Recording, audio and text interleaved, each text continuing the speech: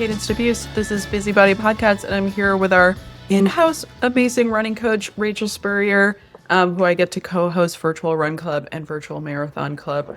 And we're basically going to blab about our recent, very intense, amazing running experiences. Rachel, why don't you, because yours you were really prepping for a while, will you tell us what you just did? So just over a week ago, I ran across the state. And so that was the state that I'm in is in Connecticut. So went from top to bottom, basically. So Massachusetts border to New Haven, so the Long Island Sound. And it was within one day. I actually ran the whole time, which is, we can talk about that more. But the total distance was about 56 miles.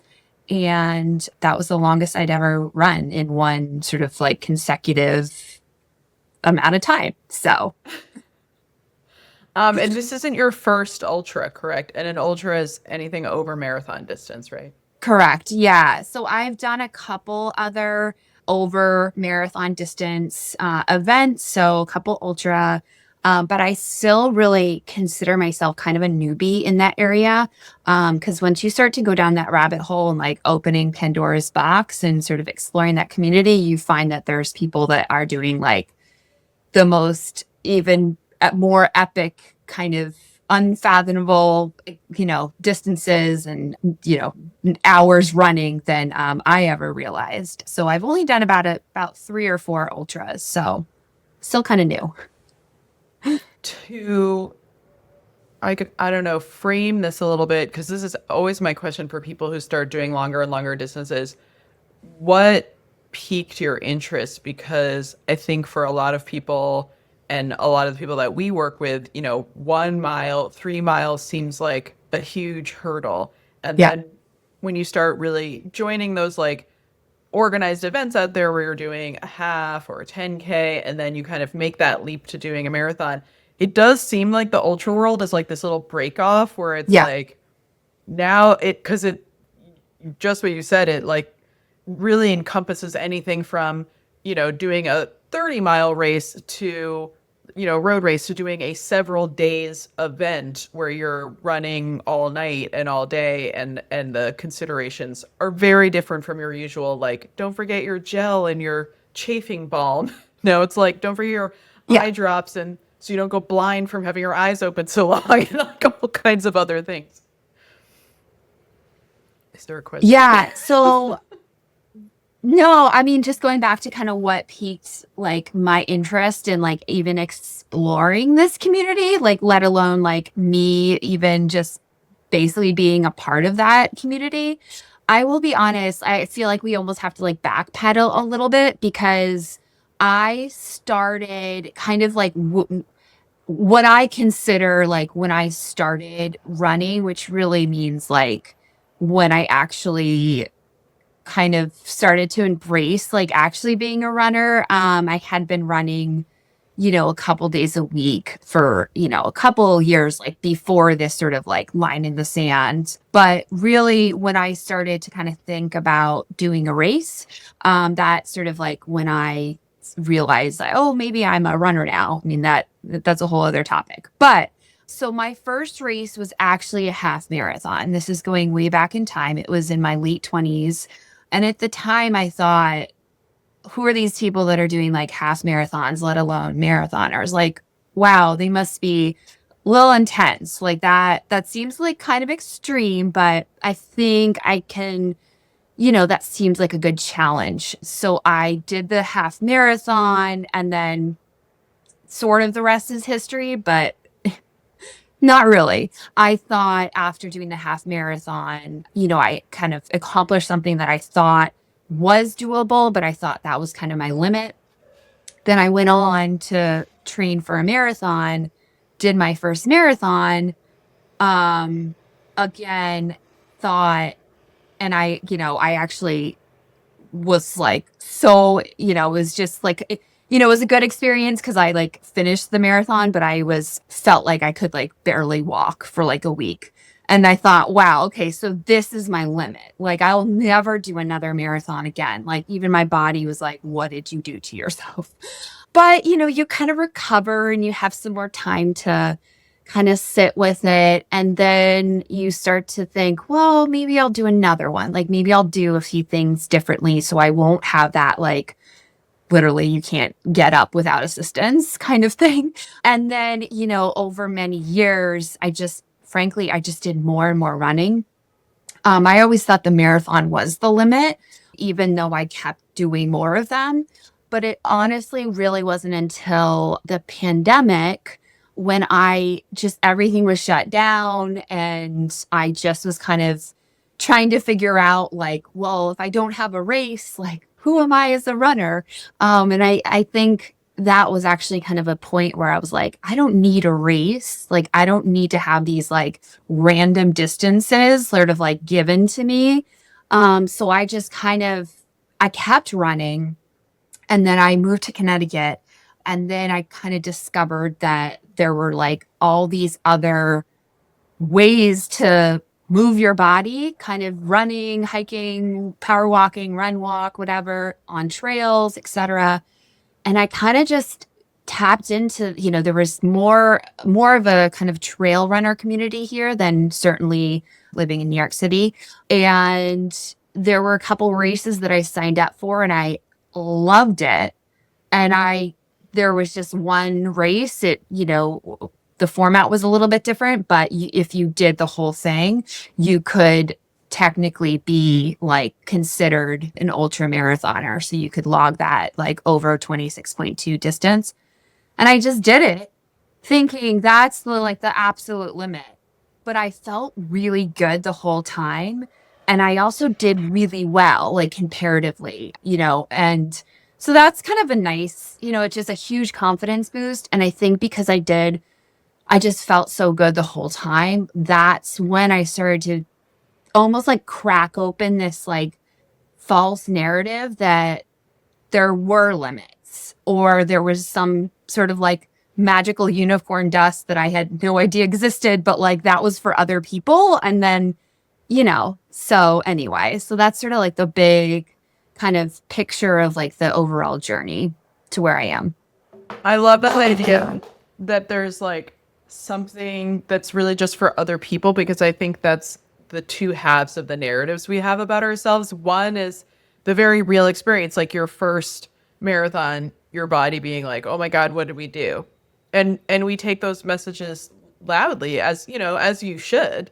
And then also we look around and we're like, oh, well, that person wasn't like limping around for 3 days after, or we know someone who runs marathons and they seem like fine. So you're just like, well, that's my limit. Like I'm not so great at that.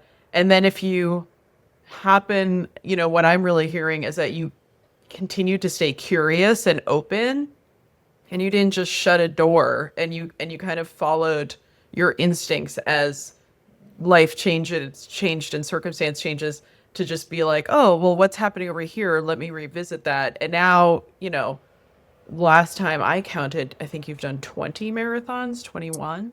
Yeah, over 20. Yeah, it's enough that I'm like, it's so silly because I still kind of like think of myself. I don't know. I catch myself and I'm like, wait, what? Like, who are you? Like, I can't believe you're at this point where you can't even remember like Yeah. how many like either races or like number of races at this distance you've done. Cause that just seems, I don't know. It just kind of seems a little, I don't know. It's funny. It's Yeah, funny. for real. For real. Well, I'm still counting my halves on one hand. So Yeah, no, I think that's amazing though. And I think, that's the thing where like, yes, like I just did something very big for me. And again, something that I never thought was even in the realm of like my even like, thinking or dreaming or anything. But I still think it's so important to like celebrate like whatever we think is like big or a lofty goal or you know what? It doesn't like the distance is, you get more bragging rights. I do have to be honest about like, oh, I did this, but I also just want to point out that it's like it can literally be. I mean, this is what we experience too in virtual run club where it's like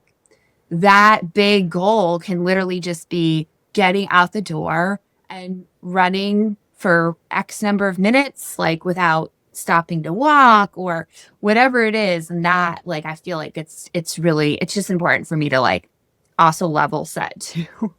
um, Totally. I think the bragging rights is actually like a great way of categorizing things because it's you made me think essentially one's bragging rights about anything get bigger the more niche the thing is, right? So you can be like, I speak another language, and like that's cool. But then you talk to someone who's like, I speak four languages, and you're like, oh. And then when someone's like, I speak 12 languages, and you're right. like, oh, whoa, whoa, whoa. You know? Yeah. So it's like many people do 5Ks, still super exciting. People that are doing ultras, that's a smaller group. So just like anything,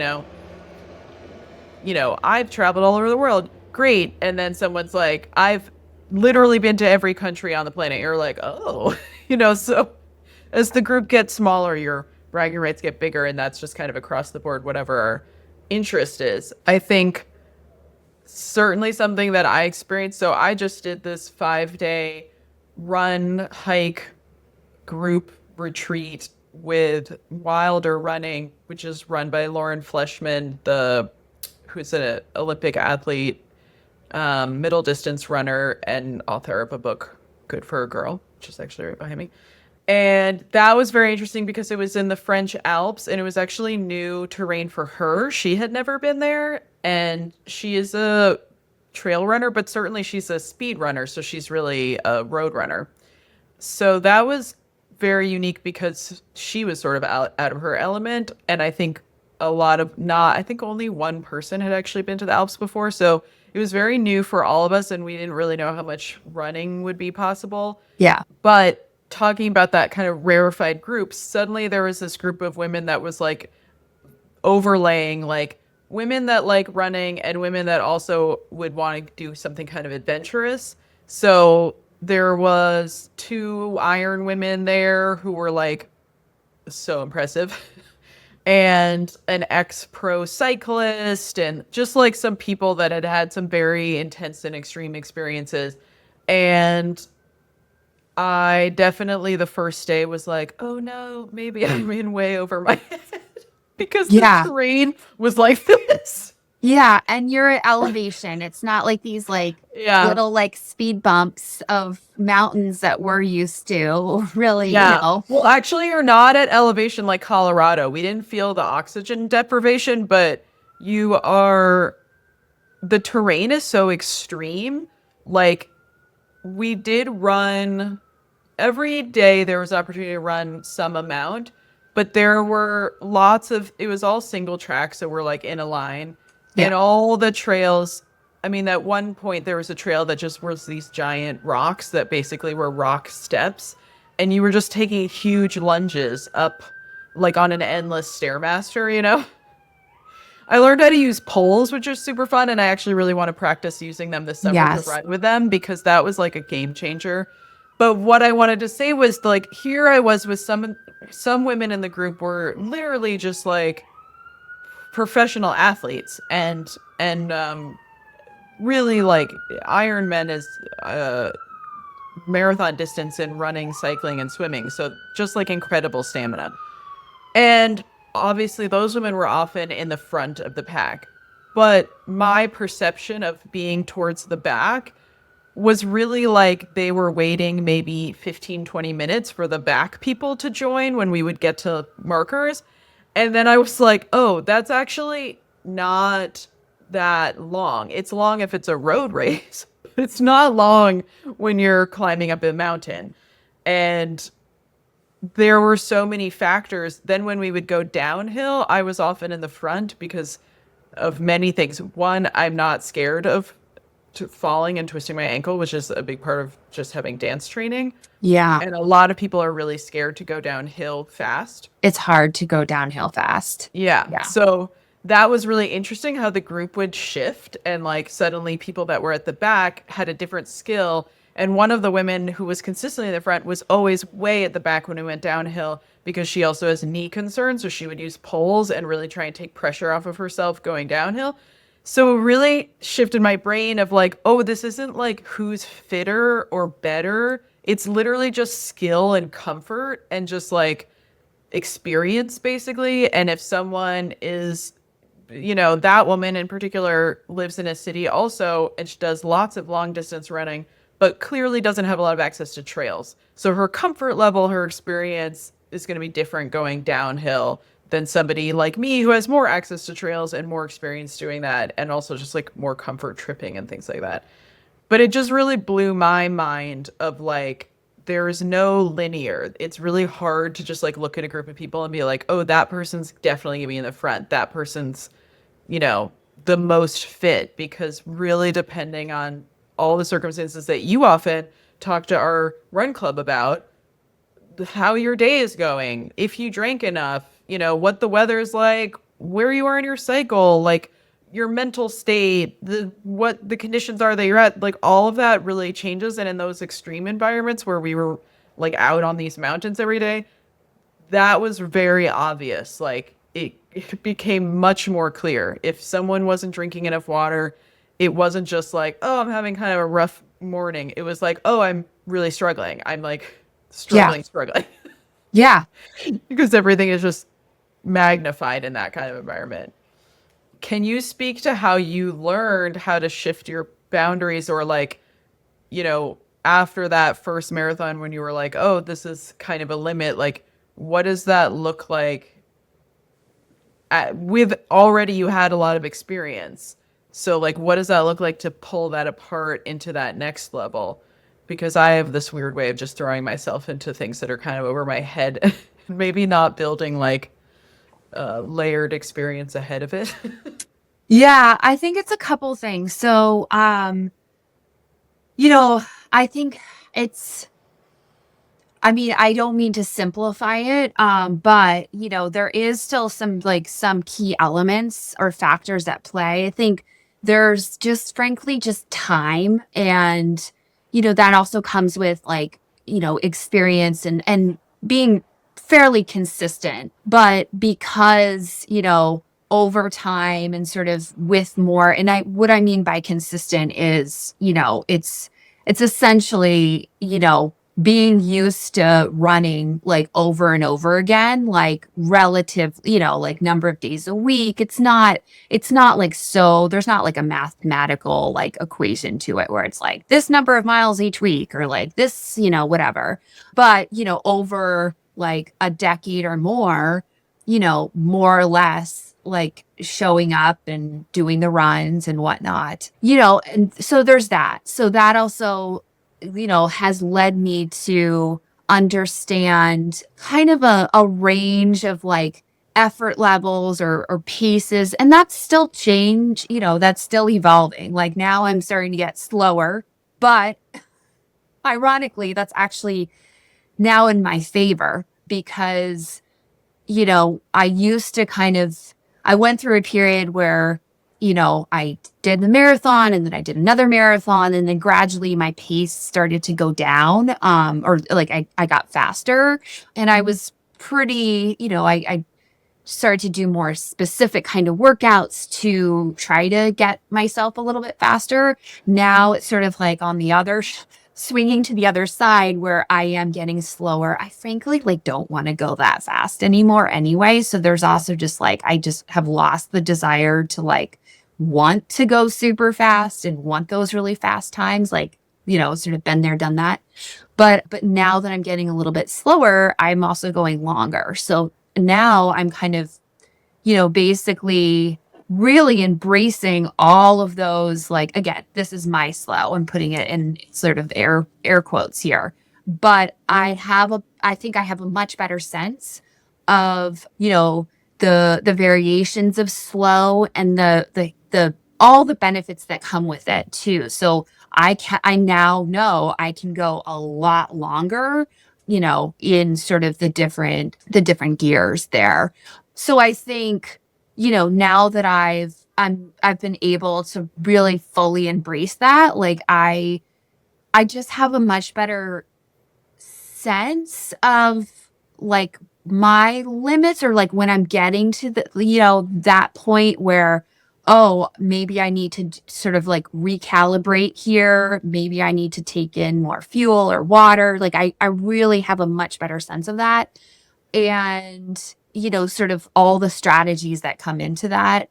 Yeah, it's still evolving, I would say. But the limit, you know, I don't really, I think I also just have, I'm still working on this, but I feel like I've also become more confident in like knowing that I'm still in control, even if I'm like really I'm starting to overheat, or I'm just feeling like this real, like, like the low point in your energy. I know that that's like, that's not a limit, but I sort of all those cues of me, my body sort of like telling me something. So therefore I'll like, modify, or like I know I'm not going to pass out, or I know I'm not going to ever get to that point. So I think, and that's just really important. And then just going back to what I said at the beginning, like just that just comes with like time and experience. You're listening to Busybody Podcast, sponsored by Brooklyn Strength, my studio. Brooklyn Strength is a virtual fitness and wellness studio offering weekly drop-in live virtual classes, monthly workshops, one-to-one private sessions with me or my teaching staff, as well as a whole host of self-paced coaching courses in strength, stability, injury prevention, as well as Nourish Yourself, my course where you can really deep dive with me to create daily habits around food and movement that are sustainable and not misogynistic, fatphobic, or racist. Challenging, but we do it. If you would like to support this podcast, you can support Brooklyn Strength by signing up for our classes or supporting me via Substack with a subscription. Hope you're enjoying this show.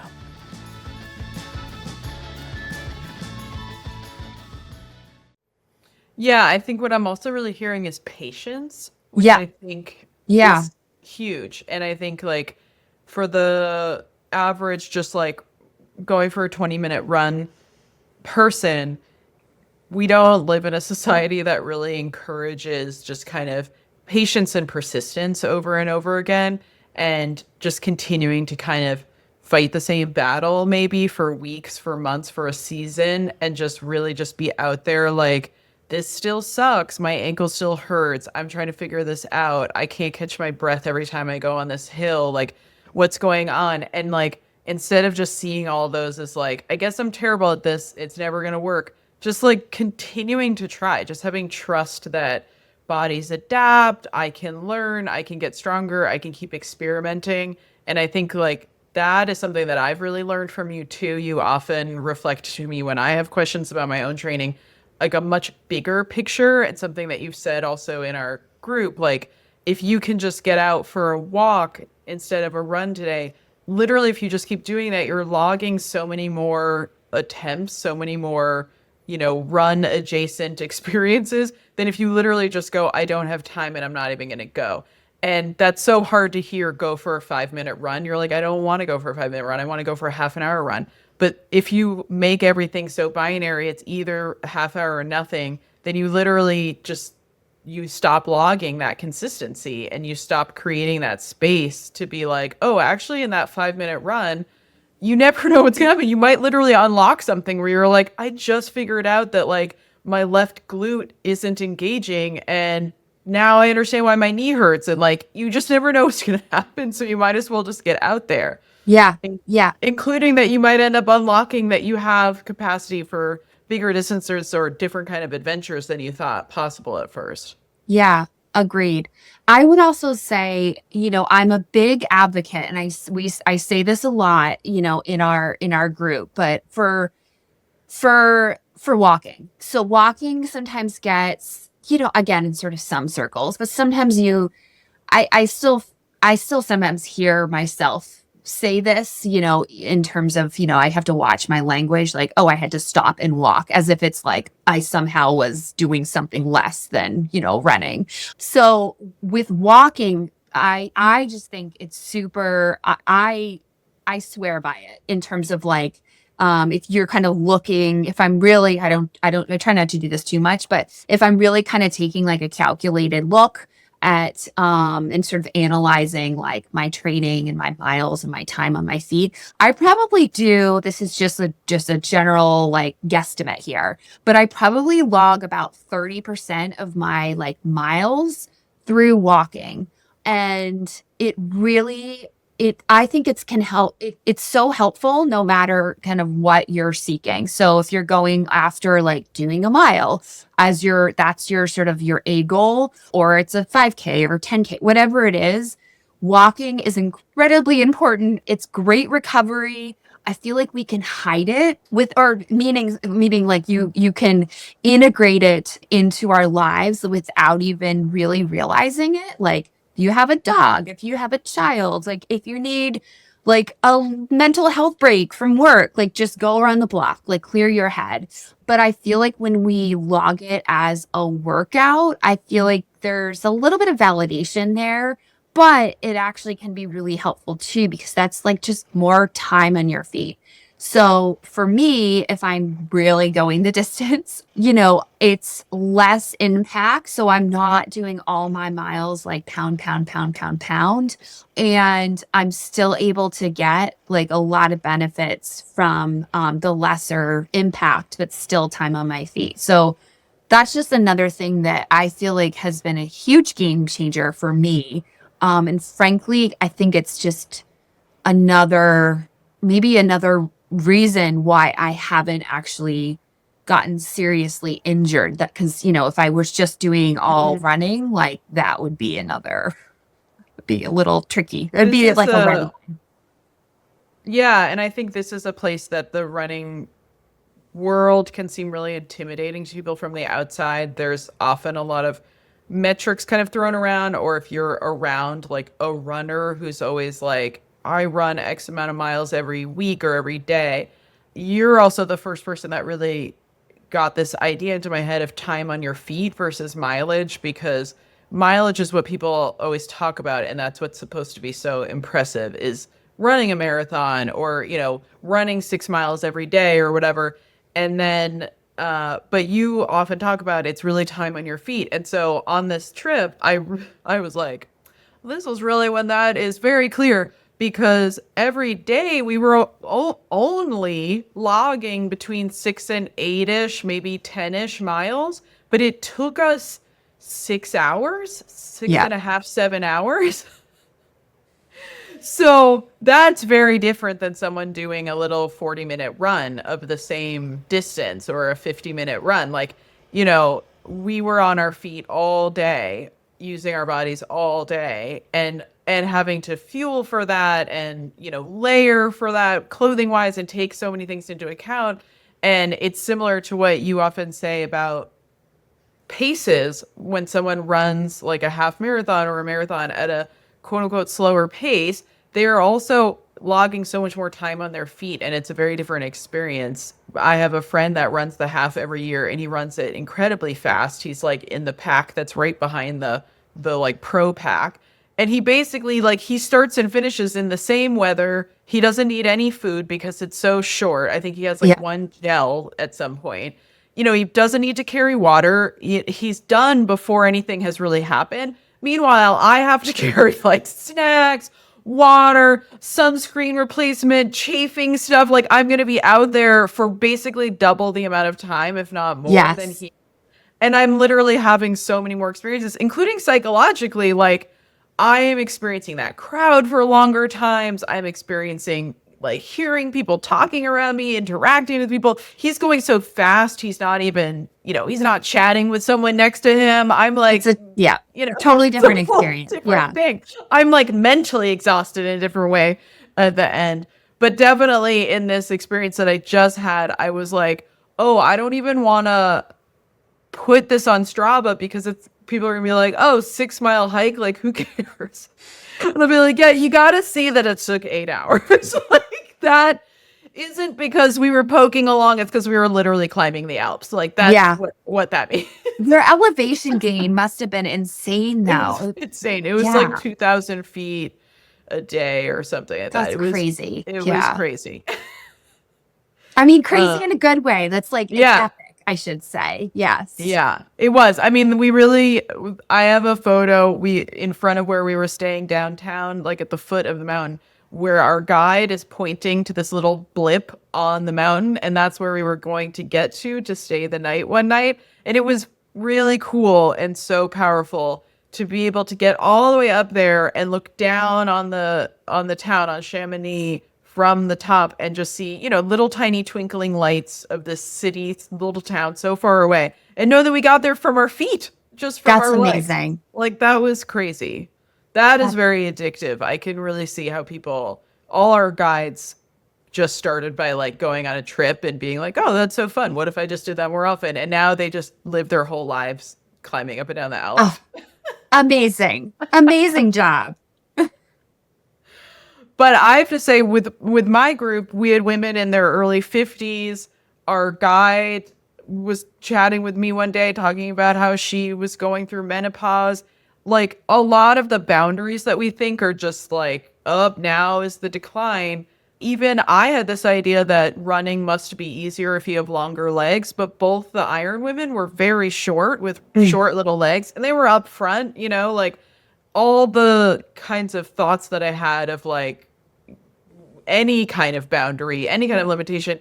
Really, I hope I can keep remembering this because it was just, I mean, we had people that had cancer recently, autoimmune stuff. Someone had a torn ACL from a couple of years ago. Wow. And they're going up and down the Alps. Like everyone was fine. That was also what was amazing. There weren't no one was like nursing their old XYZ injury or whatever. And that was just so powerful to see that all of those stories are not, yeah, they're not an end point. That's not the end of that person's story. Here they are doing this amazing thing with other people and with younger people and with people who haven't had those experiences. And everybody was the same up there. We all did it.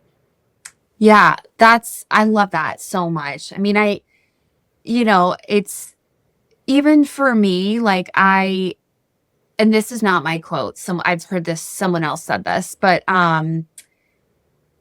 something about, how age is, we age like a fine wine, or women get better with age, or something about something like it's like a fine wine, we get better with age. Sorry, I totally butchered that one. But the point is that I used to think that I was almost like racing against time, when I was sort of in that mindset of, oh, well, I only have a couple years, like in my 30s, like, where I'm going to be like able to, do these Right. distances and do these, like, get these times and stuff like that. And then I'm just going to, maybe slow down. And I have slowed down, except I've been kept pushing sort of that, like, whatever that imaginary line I used to think, was there. And ironically, like, I've been going longer in terms of like the results, like in some of these, these longer, like, ultra marathons, like I've done really, really well. So I feel like, you know what, maybe I'm just getting started, like Right. Right. it's, you know, I'm not saying I'm going to keep pushing that distance and, in another year, I'm going to be doing like, 100 Ks or whatever.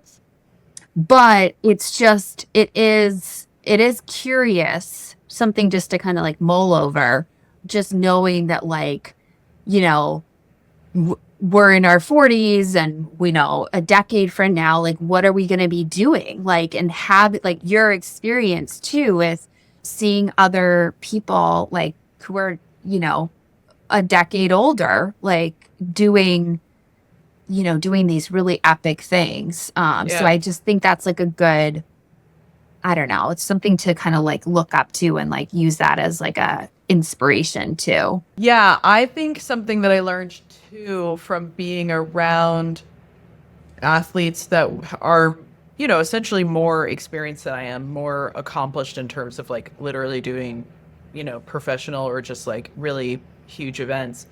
It's something that I like am still very much processing because I kept saying to people, I was like, I'm never gonna go to a triathlon or an Ironman training camp. Like that's just never gonna happen. So to be able to be around these people who have that experience and actually like literally ask them advice and like, what do you do about blah blah blah was so amazing to have that proximity. And something that I just really noticed was essentially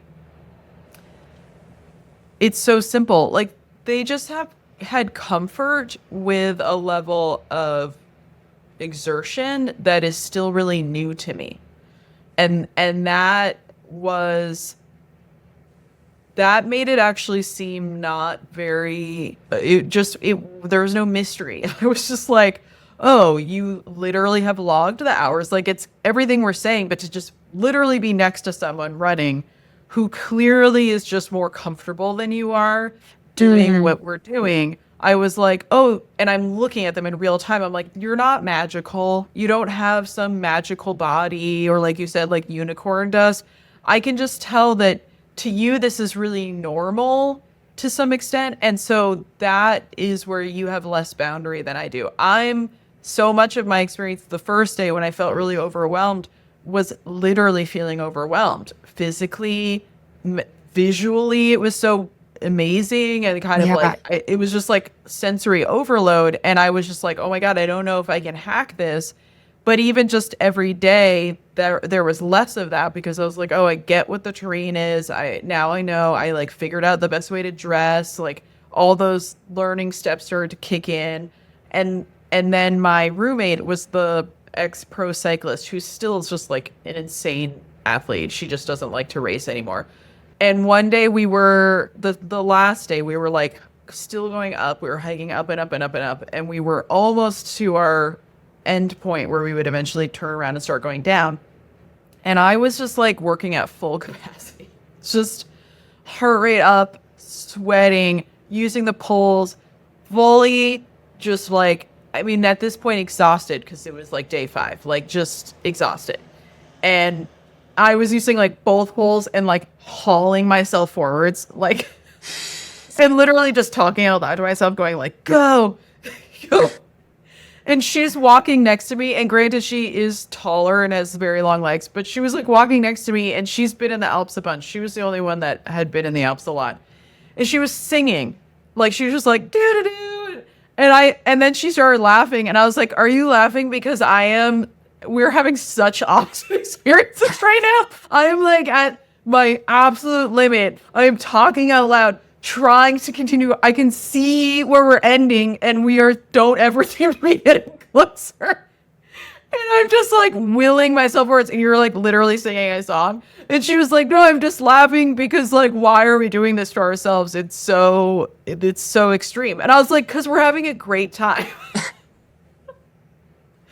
But I also realized that she enjoys and like has been in that level where I was at so often that like she has the breadth that you have where she doesn't feel out of control. She doesn't have anxiety of like, is this too much? And she was walking with my group, my slower group that day because she wanted to run the last part. So that was interesting too. She was like pacing herself that day to not hurry up the mountain and just like take it easy for her skill level, which was so nice to witness somebody just being smart and being like, oh, I want to have a good experience on the last loop and really go all out, so I'm not going to burn it up right now. that was such great modeling. But that's what I really took away is like, oh, I need to, if I want to have that experience without quite that like full exhaustion, I need to just sort of increase my experiences of being at that full exhaustion. And that's how I slowly essentially just get fitter there, you know? And it's no magic formula of like treating and sleeping and being a different age and like blah, blah, blah. It's literally just doing it. Like you said, just get out there, be patient, do that more. Yeah. Yeah. And I also would add, there also is, it's also this very kind of delicate dance almost of, kind of exploring, being a little bit, willing to take some risks there. Because I think that when you do push yourself, and there's varying degrees of that, sometimes we're finding, oh, that was too much. Like, so therefore maybe, you know, the next time or whatever that is, like we'll back off a little bit. Or, it also can be, it could be so many things, like insert, like, take a little bit of risk, like, go to like a different, I mean, you took like there's a lot of risks that you took even on this trip. Like you went to this amazing, beautiful place, but you've never been there before. And it's time zones, like mountains, like everything. You're putting yourself in a situation where you don't know anybody, you don't really know, like you had a sense of like, okay, this is the distance per day, but like beyond that, No idea. yeah, there's risks with what you're going to be eating and drinking too, and then we're also experiencing that like all the time as well. So just kind of assessing like, okay, so that's pushing myself then and pulling back. But I feel like unless we were willing to do that, and it's scary, that's when we're able to, I think, really grow. Because even like your roommate, for example, like her, again, I'm sort of over assuming, but if she's been in the cycling, like racing community, like she probably has a sense of like the boundaries and pushing and pulling back. So she probably had a sense of like, okay, this is going to be like my easy day. But you too, I mean, now that you've had this amazing experience, like now when you go back to whatever you want to do, like your next, whatever it is, like your next race, your next trail race, I feel like you're going to there's just so many more experiences that are there. Like you may not even like fully realize it until you're like in the moment and you're like scrambling up this like rocky scramble. And then like, you're going to have this like memory of being like, oh my God, like this is easier. Or like, For sure. Yeah. So I think that's what we often try and get across to people in Run Club is like when you literally build experience and you like, it sounds so cliche, but you like do some hard things. Go out on the day that it's really hot, that you kind of don't want to. Go out when it's rainy, go out when it's cold. You literally expand your capacity for stuff. And then the day that it's a beautiful day to run, but you're just in a bad mood, that is such an easier experience now that you went out when it was sleeting and ice snow was flying into your face for 25 minutes. And yeah, I definitely am interested to know how that experience of being at like max capacity for so long over so many days is going to feel in the next trail race that I do that's just like hard and like where will I draw from and what will my sense of like what's quote unquote too hard be, because I definitely learned the lesson that a lot of athletes learn at one point or another, that your initial idea of what your limit is really so far from where it actually is, and that you can always go so much more than you thought, and not in a crazy like aggressive just do it like no pain no gain thing. I think that's really really important. There was never a sense of like I have to keep up, or, some kind of like I'm pushing through so much, some kind of searing pain, or like I can barely breathe. It was just that I was at my physical limits. I was breathing hard. Like I couldn't be working any harder. And dehydrated because it was, elevation, and, it's just like impossible to stay as hydrated as you want to be. And like, just dealing with the physical limits of my own body, but also in like a really great environment and with support and with people around keeping eyeballs on us, and like people to ask if you're just like, I feel kind of a little bit dizzy, I have a headache, like what, blah, blah, blah. So I think anytime that we give ourselves truly the opportunity to a little bit be in the deep end, like to be literally out of your depth, beyond your capabilities, in a fairly like measured way, don't try and solo hike the White Mountains if you've never done that kind of thing before. Like, don't sign up for a marathon if you've never gone, that distance at all, if you haven't trained. But like, to just kind of take that leap, because you learn so much. And even my first half, which I finished totally like glycogen depleted and felt pretty terrible at the end, learned so much. So that I had a sense of what that feels like sooner, so that I really committed to doing better at eating during long runs and experimenting with that, like, and then could finish my second one literally like cheerful, energetic, totally different experience. That was so great, and really kind of potentially wouldn't have happened if I hadn't had a more, not even negative experience, but just like a harder experience, a tougher experience, a less easy experience. Yeah. Yeah.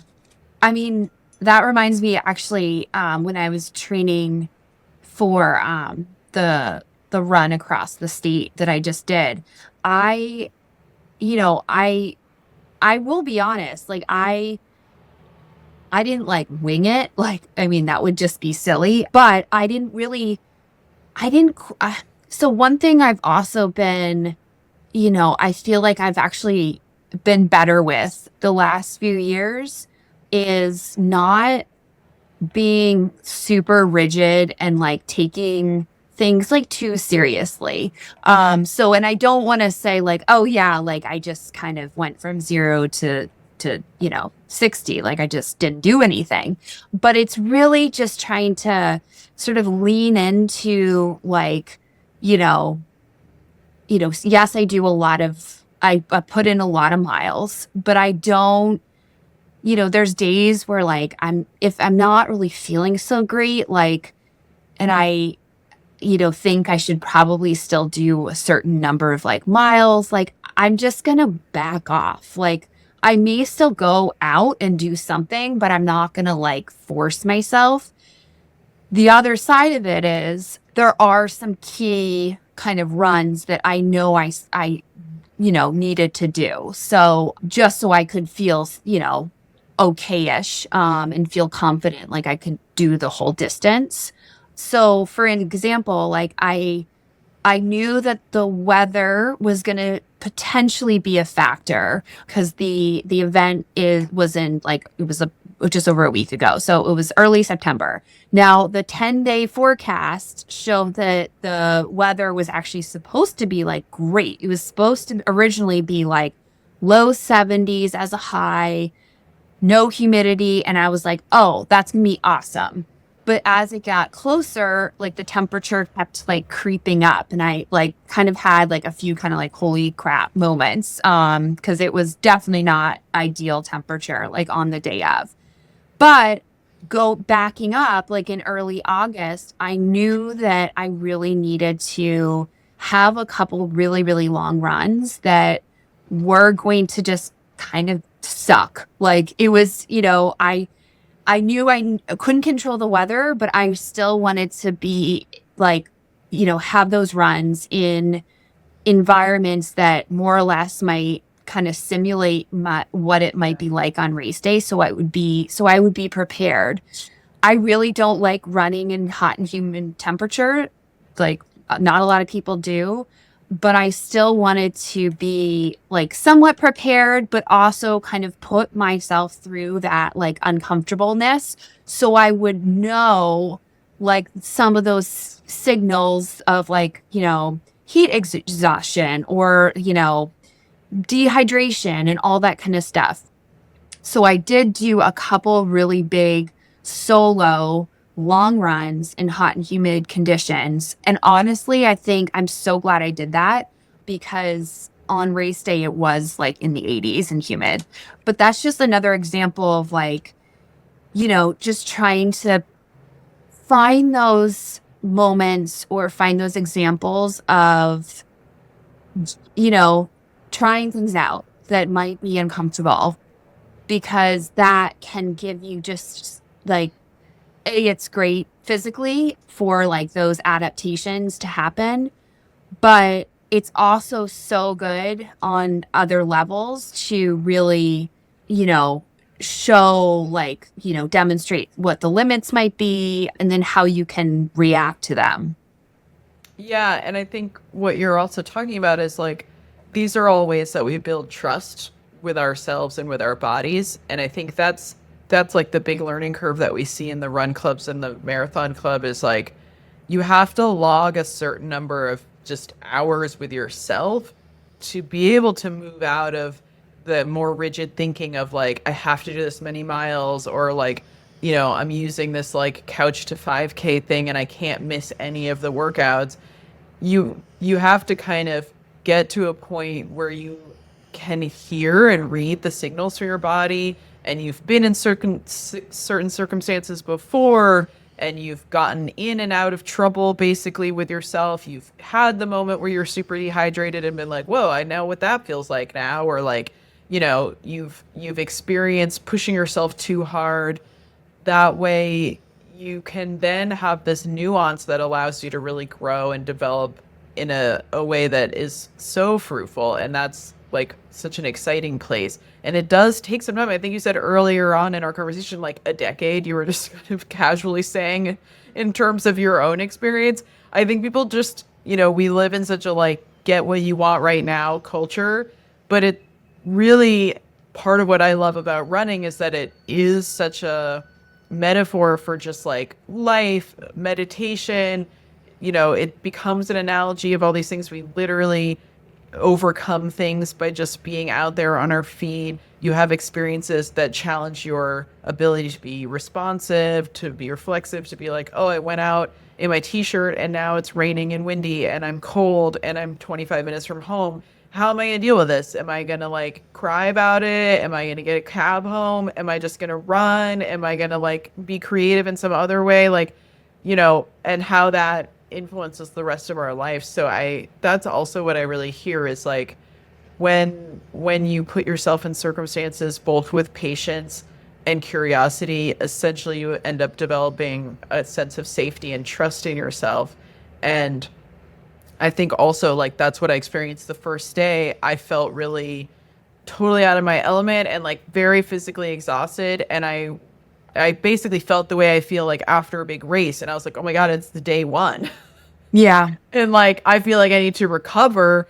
And I talked to the leader because she's like literally our leader and also an Olympic athlete. And I just was like, this is how I feel. I don't know what to do. Like, basically, you have more experience in this moment. What do you think? And she was just like, get some rest, get some food. You can make a decision up until we leave tomorrow morning.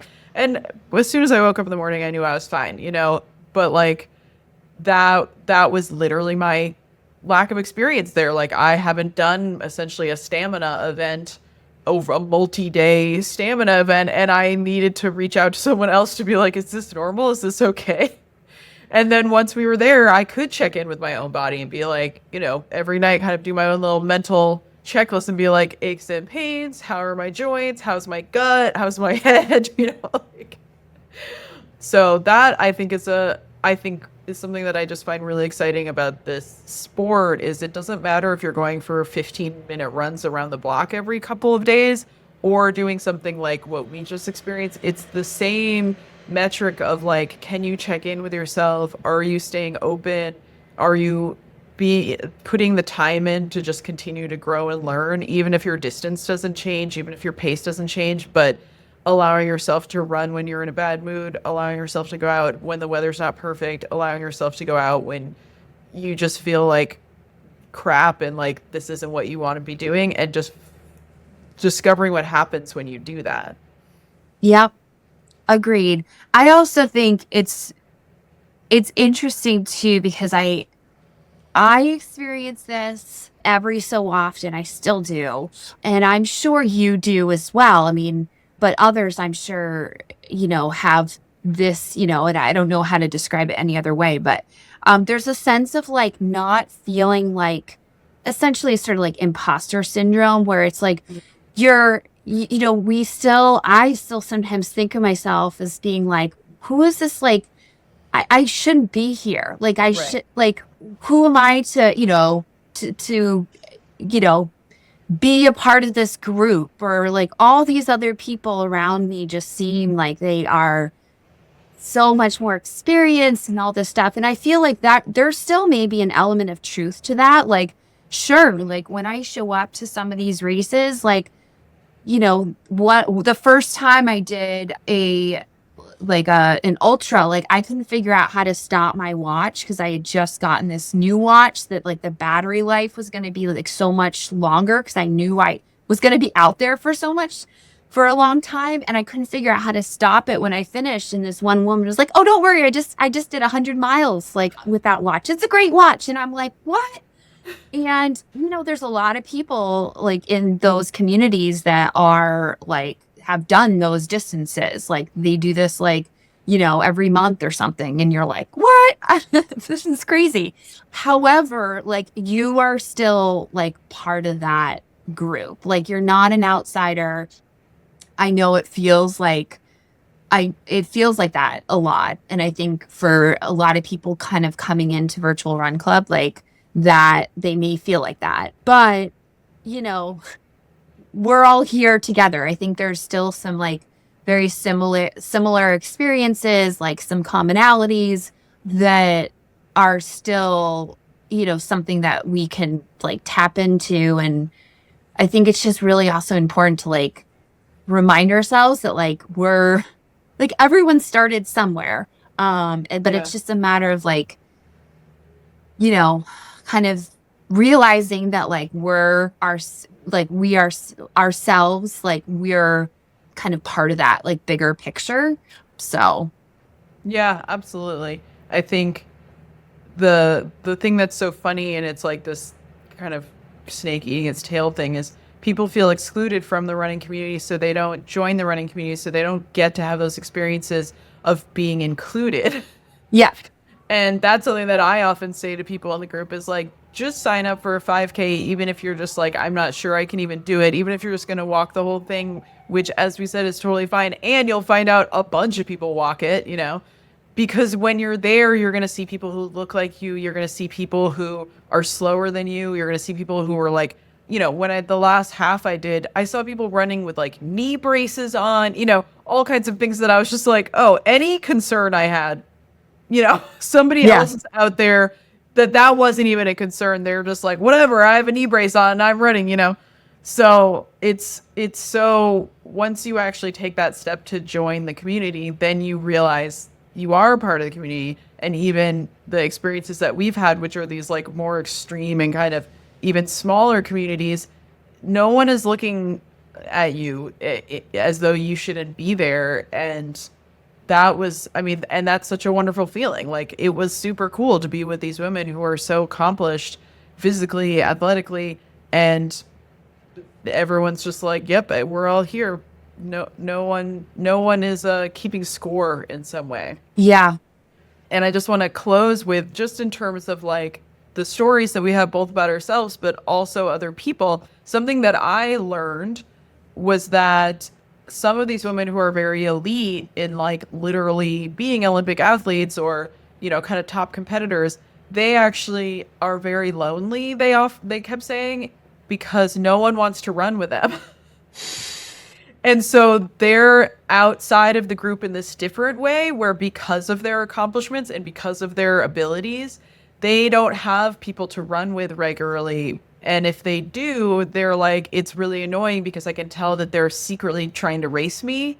And they said that they found it was so wonderful for them to be in this group where they could be with other people at their level and just be enjoying being out there together without feeling like there was any of that kind of under-level competition.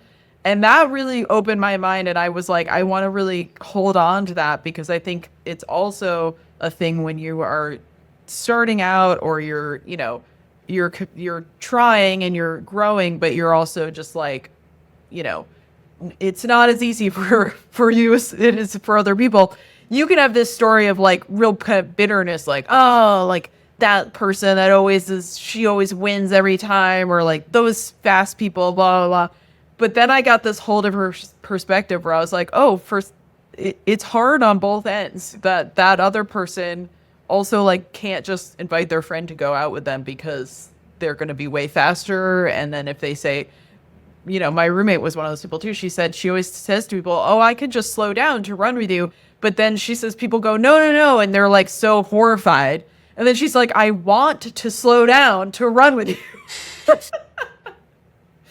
So yeah, I just want to put that out there, because I think it's easy to create stories about ourselves and create stories about people that we really perceive as having a much easier time. And really, we all want to be part of this community together. Yeah. Well, thank you so much, Rachel. I'm excited for our next season of Runners. Yes, I know. Very excited. My favorite season too. So it is. Fall is the time. Yes. Thank you so much. Yeah, thank you.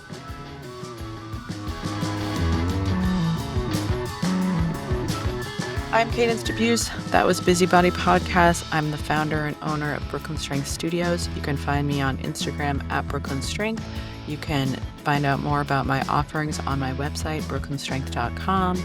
I hope you'll subscribe to my Substack, After Class. All is in the show notes. Please rate, review, and subscribe. Please share with your friends so that more people listen to this podcast. I love these conversations, and I hope more people can hear them. My music is by Rob Byrne, performed by the Wild Yaks. My podcast is produced by Brad at Train Sound Studios, and my illustrations are by Jackie Mendez and Azul Trejo, and edited by myself. Thank you so much.